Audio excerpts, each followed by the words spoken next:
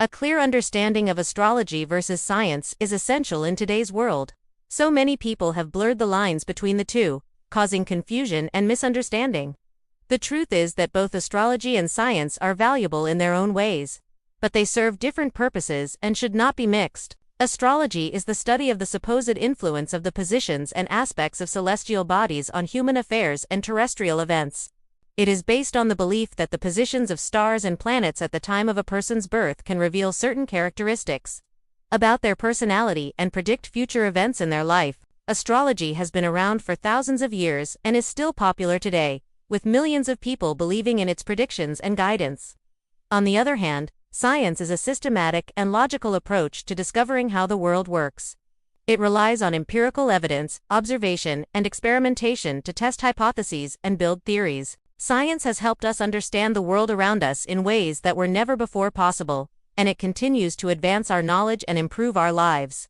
So what is the difference between astrology and science?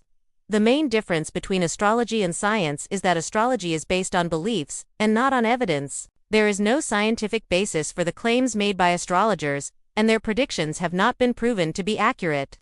In fact, studies have shown that the accuracy of astrological predictions is no better than chance.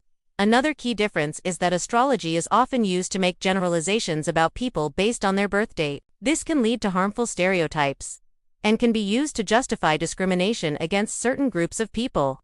Science, on the other hand, seeks to understand the underlying causes of phenomena and does not rely on stereotypes or generalizations. Furthermore, astrology is a closed system, meaning that once an astrologer has made a prediction, they do not change even if new evidence contradicts them.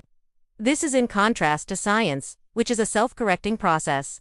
Scientists are always open to revising their theories and changing their minds when faced with new evidence. It's important to be aware of the difference between astrology and science, because so many people today are confused. They think that because astrology is ancient, it must be true. But just because something is old does not make it true.